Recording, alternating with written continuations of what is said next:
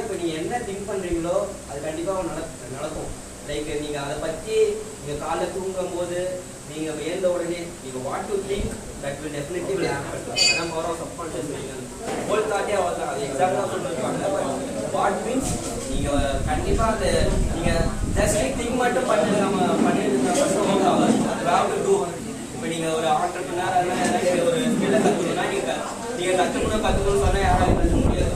Have to work டெய்லியும் time table போட்டு 1 hour நான் இதை பண்ணுவேன், 1 hour நான் இதை ஸ்கில் கற்றுப்பேன். நீங்கள் ஒர்க் பண்ணால் தான் யூ கேன். ஸோ நீங்கள் சொல்லிகிட்டே இருந்தால் கூட யூ கான்ட் கெட். அதான் இந்த power of subconscious mind book வந்து இந்த 2 things conscious and subconscious mind. Subconscious mind வந்து இப்போ நம்ம தூங்குறோம் எழுந்துக்கிறோம் அதான் நம்ம சப்கான்ஷியஸாகவே பண்ணுறோம். இந்த பிளட் சர்க்குலேஷன்லாம் அது மாதிரி தான். இப்போ நீங்கள் ஒரு இன்புட் கான்ஷியஸ் மைண்டு கொடுத்தா அந்த கான்ஷியஸ் மைண்டு நீங்கள் என்ன நினைக்கிறீங்களோ என்ன அதை விருப்பப்படுறீங்களோ அதை சப்கான்ஷியஸ் மைண்ட்கிட்ட ட்ரான்ஸ்ஃபர் பண்ணும். ஸோ தட் நீங்கள் இப்போ ஒரு நாளைக்கு ஒரு 8 மணி நேரம் ஒரு 10 மணி நேரம் தூக்குறீங்கன்னா that will reduce into 6 hours அந்த 4 hours you can do what you think likewise. So subconscious மைண்டை ஒர்க் பண்ண வேண்டியது.